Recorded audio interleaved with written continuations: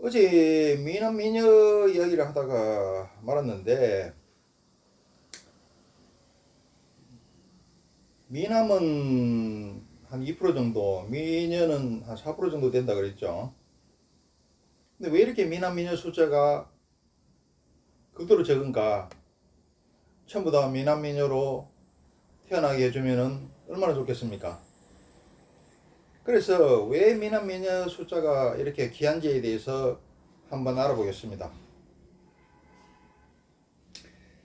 근데 도공이 가마에 도자기를 갖다가 수백 수천 점을 넣어서 굽죠. 근데 그 중에서 작품은 몇 점 나오지 않아요. 다 뭐 찌그러지거나 뭐 흠이 생기거나 이렇죠. 그래서 그런 것들은 깨버리죠. 그래서 도공이 도자기를 갖다가 아주 잘 빚어서 가마 속에 넣어서 불을 떼서 굽죠. 굽어가지고 막상 가마를 열어보면은 처음에 열 때는 수백 개를 였는데 그 중에 작품은 몇 개 안 나온다. 왜 그러냐면 가마에는 날씨, 중력, 연료, 불의 세기, 또 그 불 때는 시간, 근데 여러 가지 요소들이 있는데 이 모든 것들이 완전하지 않기 때문이죠. 그래, 이와 마찬가지로 자연에서 인간이 만들어질 때 이 도자기가 만들어지는 것처럼 작품은 몇 점 안 나온다. 미남 미녀는 드물다. 이와 같은 원리입니다.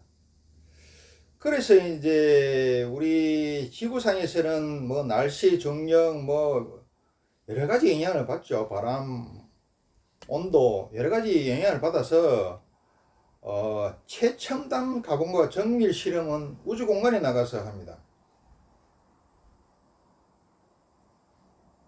그런데 이제 우주 공간이 중력이라든지 공기리 이런 게 없죠. 지구보다는 완전히 영향을 미칠 수 있는 요소들이 굉장히 드물죠. 그런데도 우주 공간에 가서 실험하고 무엇을 만들어도 완전하지 않다고 합니다. 수학적으로 어디든 어떤 조건이든 간에 완전한 것은 없기 때문이죠. 당연히 인간 세계에서도 완전한 것은 없다. 미남 미녀가 적은 것도 이와 같다. 자연에서 천지 기운이 합하여 인간을 만드는데 가장 뛰어난 기운이 모여가 천지하고 또 물이죠. 하늘과 땅 물의 기운이 모여서 그 중에 가장 뛰어난 게 또 인간을 만들어내는데, 또 인간 중에서도 미남 미녀는 또 정밀하고 또 더 뛰어난 거죠. 그래서 이게 미남 미녀가 나오기 힘든 요소다.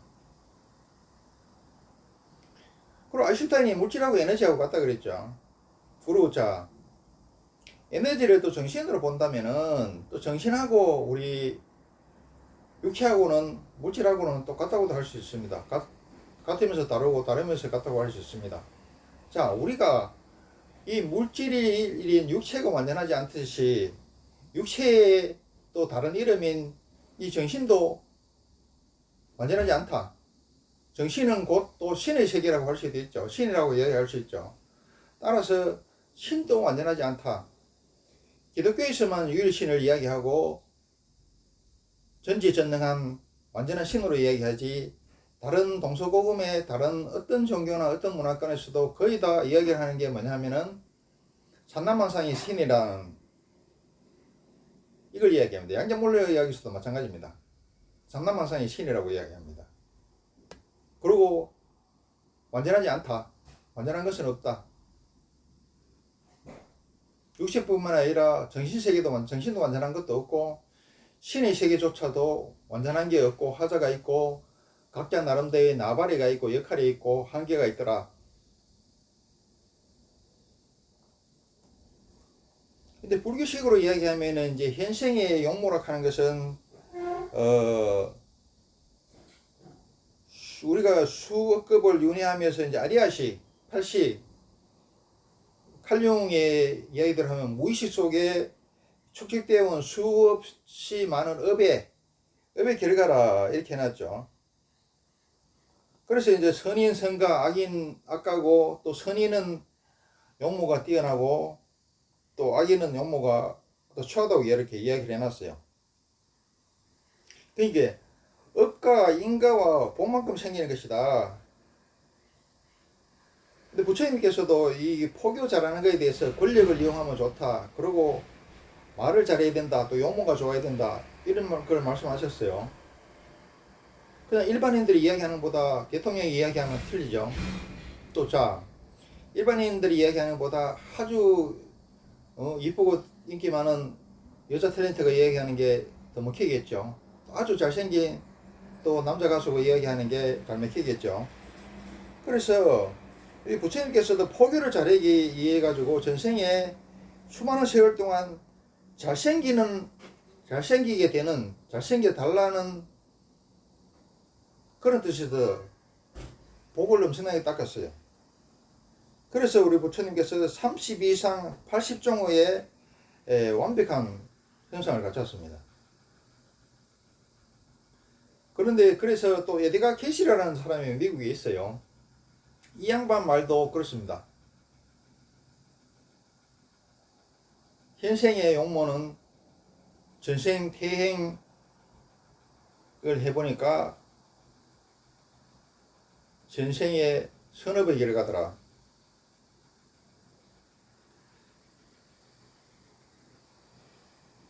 근데 명리학이 그 뭐냐면 전생 선적표죠. 명리학에서도 이게 미남 미녀인지 아닌지가 사주에 나옵니다. 그리고 미남 미녀하고 결혼하는 것까지도 사주에 나옵니다. 그런데 이제 미녀 같은 경우에는 또 이야기가 틀리죠.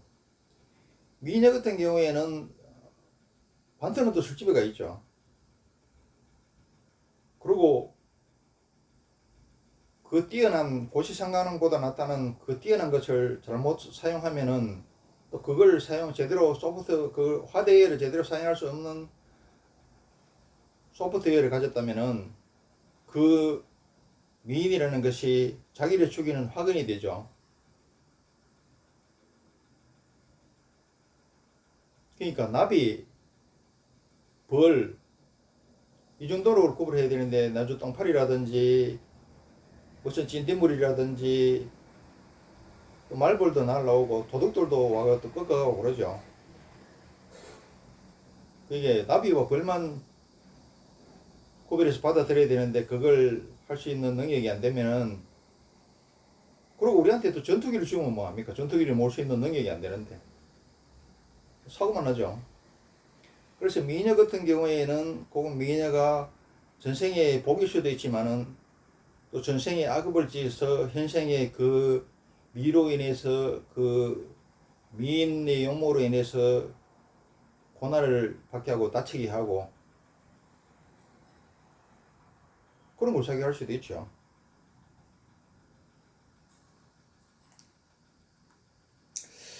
그리고 이제 요즘에 누구 키 작은 남자에 대해 가지고 누가 뭐 누자락하고 이랬어요. TV에서 뭐 여대생이 나와가지고. 근데 이제 좀 심한 말인데 불교에서는 좀 전생에 약삭 빠르고 오만 방지하고 이런 사람이 이제 그 키 작은 남자로 태어난다 그래요. 근데 우리 뭐 속담에도 뭐 그렇죠. 키 작으면 앙큼하고 대담하다. 키 작으면 잘고 까분다 이래놨죠. 실질적으로 이렇게 살아보면은 그런 경우가 많습니다. 물론 또 우리 그 박정희 같은 분이나 또 이런 분도 있어요. 키는 작지만은 또 중국에 또 누굽니까? 등소평 같은 사람도 있죠. 대부분이 대개가 그렇다는 이런 말입니다.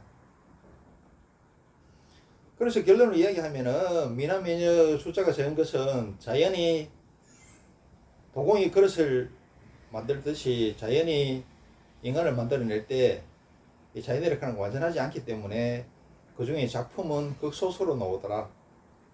근데 불교에서나 또 명리학에서는 현생의 용모는 전생의 업의 결과더라.